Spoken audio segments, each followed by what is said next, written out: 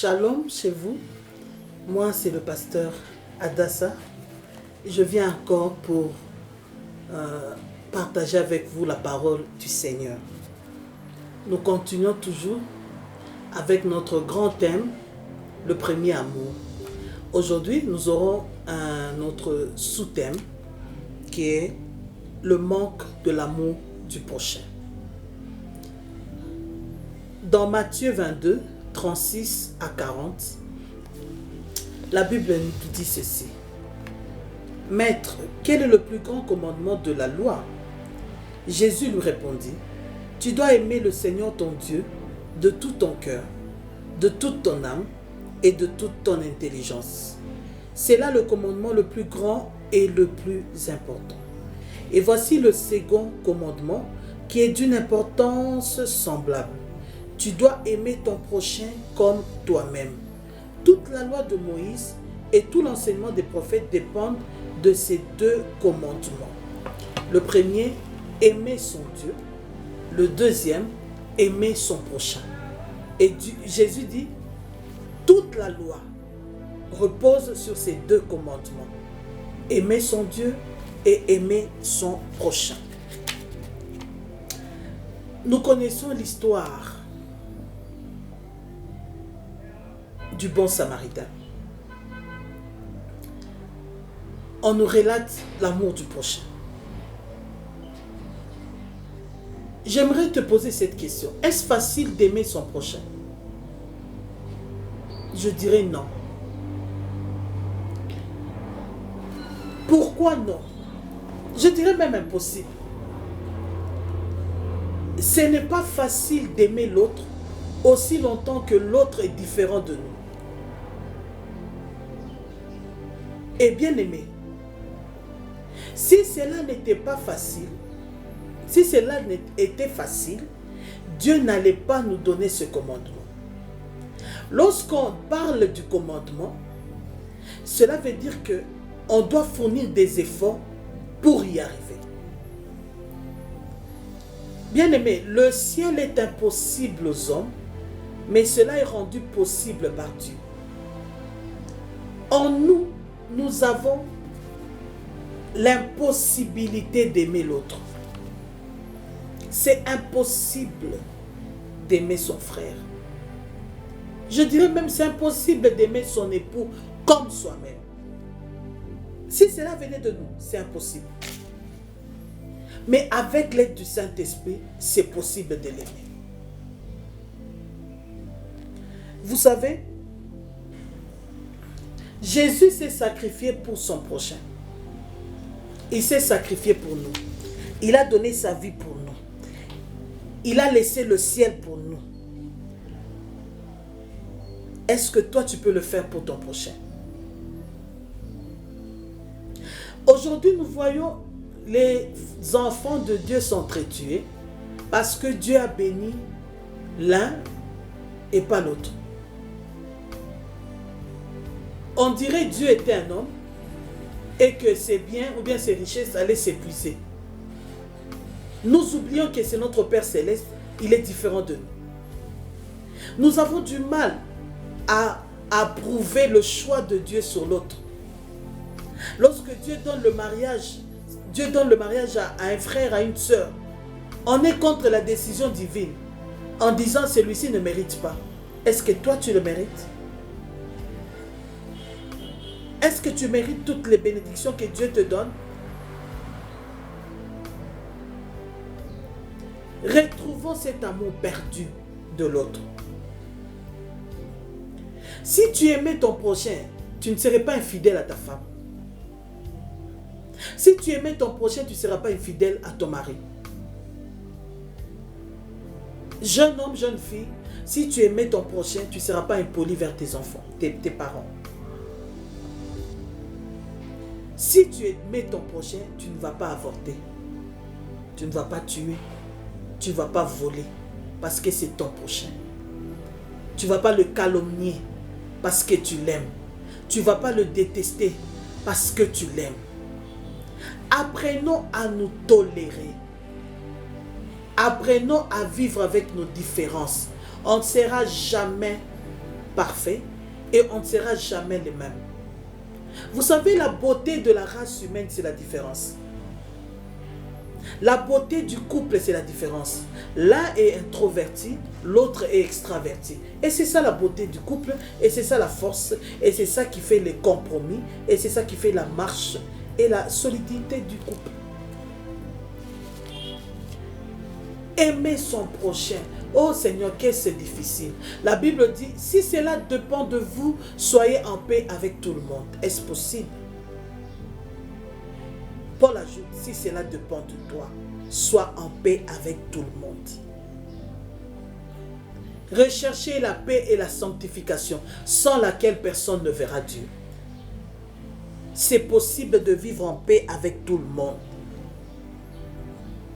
Aujourd'hui, il n'y a plus de vrai amour même dans nos familles. On n'arrive plus à se tolérer. On n'arrive plus à se supporter. On veut que l'autre devienne comme nous. Toi, tu es comment? Es-tu parfait? Suis-je parfaite pour que l'autre me ressemble? Non. Soyons des imitateurs de Christ. Lui-même, portant ce corps, on l'a appelé bon maître. Il a dit non, il n'y a que de bon dans le ciel, c'est Dieu. Aussi longtemps nous vivons ici sur la terre, personne ne sera parfait. Mais apprenons à nous supporter les uns les autres. Jésus a aimé, c'est pourquoi Dieu l'a souverainement élevé. Parce qu'il s'est sacrifié pour nous. Lorsque nous regardons dans la Bible les miracles qui se sont produits, nous voyons que d'autres miracles avaient besoin des voisins. Un jour, tu auras besoin du prochain que tu méprises aujourd'hui. Et pour te dire, pour ton information, ta bénédiction passera toujours par un prochain. Tu ne sais lequel. Respecte ton prochain, aime ton prochain. Que ce soit ta bénédiction, que ce soit ta prophétie, que ce soit ton élévation, ça passera toujours par ton prochain. Tu ne verras jamais un ange venir. Tu n'es pas marié. Pour t'apporter le message, ça passera toujours par ton prochain. Ton pasteur, c'est ton prochain. Ton frère en Christ, c'est ton prochain. Ton voisin, c'est ton prochain.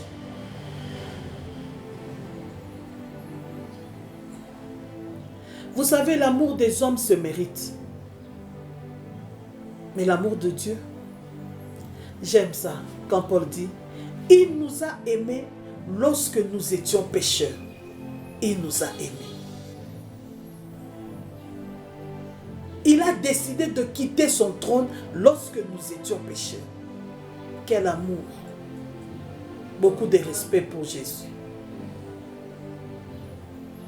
Son amour pour lui est amazing. C'est grand. C'est inconcevable. Comment Jésus peut aimer un voyou? Comment Jésus peut aimer une prostituée qui entre comme ça dans la maison de Zachée, qui essuie les pieds du Seigneur par ses cheveux? Et Jésus le laisse faire. Écoute maintenant les maîtres de la loi qui étaient là, les pharisiens qui étaient là.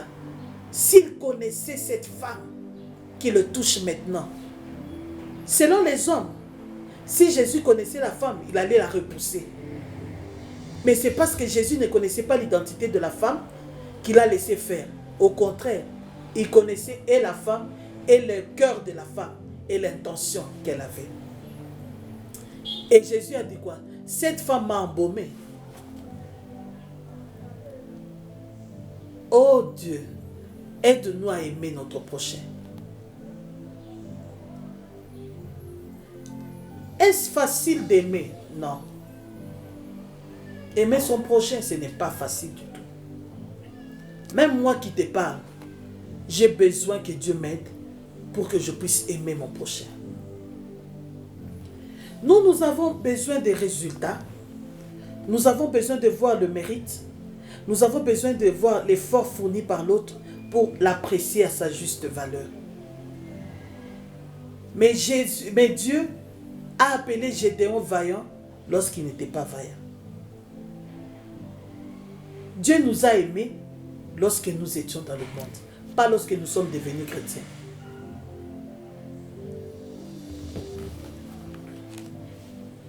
Ce n'est pas facile d'aimer. Dieu n'allait pas nous demander d'aimer si l'autre était parfait.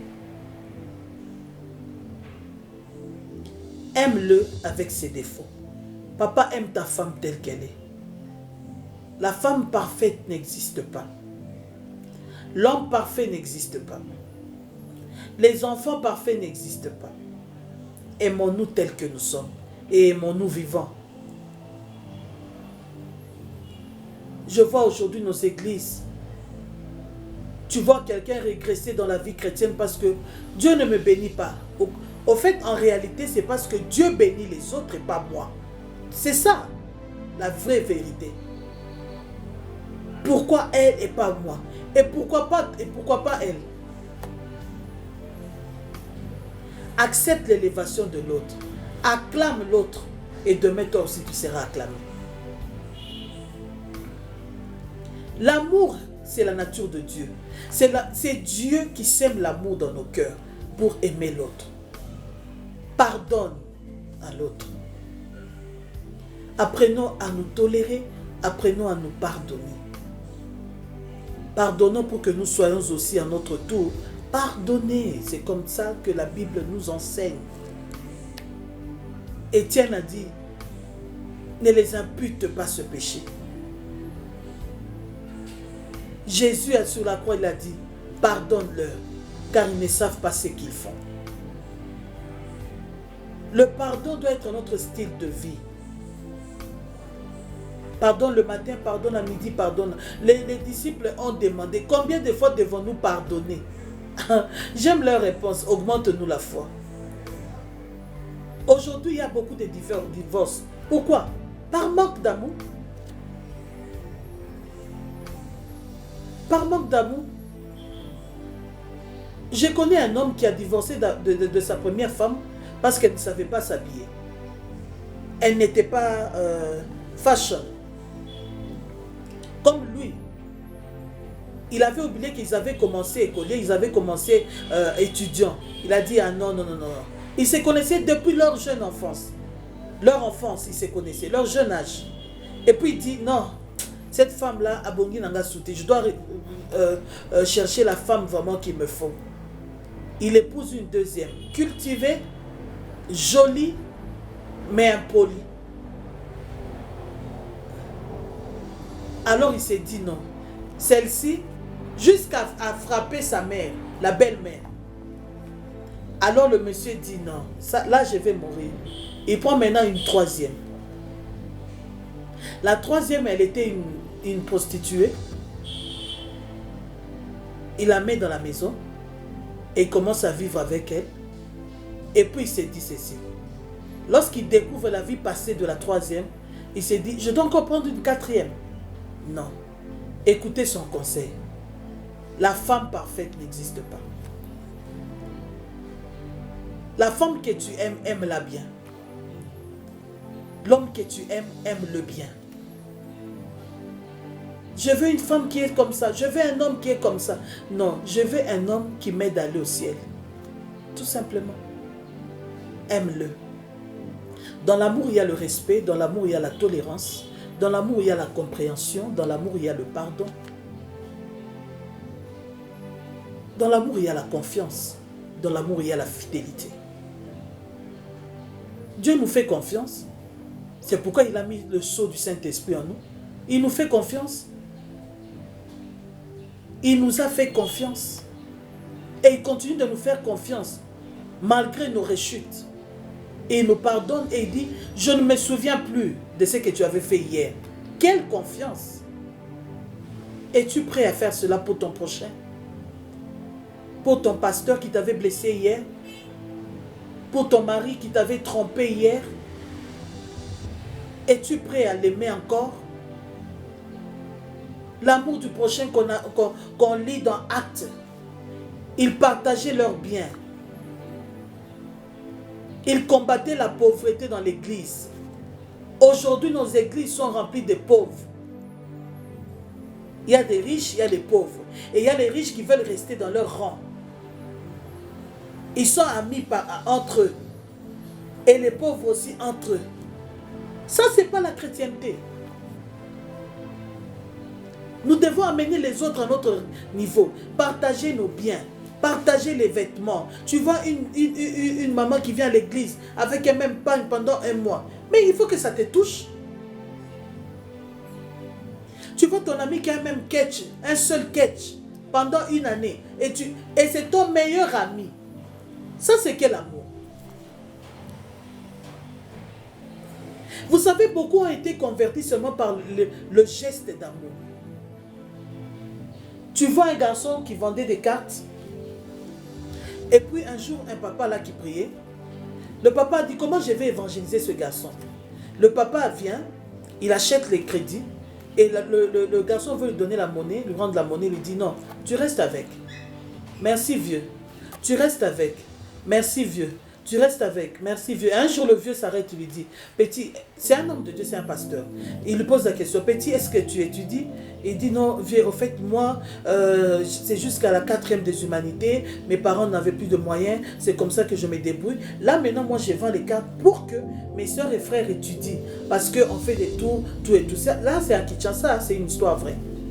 Et le pasteur lui dit, ok, moi, je vais t'aider à étudier. Toi, tu aides tes frères, moi, je t'aide. Le petit, il fait quoi? Il cherche un autre petit qui va vendre des unités pour ses soeurs. Lui, il retourne à l'école, à l'humanité. Il termine, il fait l'université. Aujourd'hui, il sert le Seigneur. Il chante pour Dieu. C'est ça l'évangélisation. Tu vas dire à quelqu'un qui a faim, accepte Christ. Il accepte Christ. Et après, comment il va marcher? Toi, tu pars, tu manges, et le lendemain, tu viens. Dieu va faire le miracle. Il y a d'autres miracles que toi, tu dois faire. Est-ce que tu sais que Dieu est la solution pour ton frère? D'autres bénédictions nous passent par la main, mais ce ne sont pas pour nous. C'est pour ton prochain. Il faut te demander, Seigneur, ça c'est pour moi ou bien c'est pour l'autre? C'est pour qui? Il y a d'autres situations qui se décantent seulement en faisant un acte d'amour. Tout simplement. Il y a beaucoup de témoignages. Beaucoup de témoignages. Juste par le geste d'amour et tout a été débloqué. Tu as besoin d'avoir des enfants, mais aime les enfants des autres. Aide-les à aller de l'avant, paye les études, fais des sacrifices d'amour et tu vivras le miracle de Dieu. Apprends à aimer. Enlevons la jalousie de nos cœurs, la compétition. Aujourd'hui, on se compare tout le monde. Est-ce que lui, il me dépasse? Il te dépasse en quoi? Il n'est pas toi. Toi, tu es fort dans ça. Excelle dans ce que tu es. Et l'autre va exceller dans ce qu'il a. Et les deux, ensemble, vous serez meilleurs. On ne peut pas faire la même chose nous tous. Sinon, le monde va s'arrêter. Il faut qu'il y ait des cordonniers, il faut qu'il y ait des couturiers, il faut qu'il y ait des maçons, il faut qu'il y ait des ingénieurs, il faut qu'il y ait des... Tout ça ensemble, c'est ça qui fait la force du monde. Même à l'église, c'est comme ça, il y a des dons spirituels. Chacun a le don qu'il a reçu de Dieu. On appelle ça don. Pourquoi on ne sait pas pour un don? C'est Dieu qui choisit. C'est Dieu qui nous donne les dons spirituels. Ce n'est pas nous qui demandons, Seigneur, je vais avoir le don de la prophétie. Ah, aujourd'hui, on voit tout. Hein? On voit tout. On appelle ça don. Ça veut dire que c'est quelque chose qui est venu vers toi sans que tu puisses le chercher, sans que tu puisses le demander. C'est tombé du ciel. C'est Dieu qui a fait son choix. Maintenant, comment tu vas jalouser le don de l'autre aussi longtemps que lui aussi l'a reçu comme toi tu as reçu le tien? Alléluia. Donc nous devons aimer les autres. Accepter leur bénédiction, accepter leur mariage, accepter leur vie financière, accepter cela. C'est la grâce qu'ils ont obtenue de Dieu. Aime ta vie, car c'est le don que Dieu t'a donné. La vie, le souffle de vie, c'est un don. Protège cela. Ne méprise pas la bénédiction de l'Éternel. Bien-aimé, Demandons l'amour, parce que l'amour, ça ne se vend pas. Demande ça. Seigneur, donne-moi l'amour. Seigneur, donne-moi l'amour du prochain. Seigneur, donne-moi l'amour de mon pasteur. Donne-moi l'amour de mon responsable. Donne-moi l'amour de mes enfants. Donne-moi l'amour. Il y a des papas égoïstes. Le papa qui mange à table, il mange bien, il mange de la viande, il mange... Et surtout en ce moment de confinement. Maman fait des recettes pour papa et les enfants, c'est les haricots et les bijoubas. Aimons-nous, partageons tout. Et puis, lorsqu'on grandit, on va te dire, ne touche pas à ça, c'est pour ton papa. Ça, c'est pour maman, ça, c'est pour... Les enfants grandissent avec ça. Lui aussi, à son tour, ça sera comme ça chez lui. Partageons le peu que nous avons dans l'amour, dans la fraternité.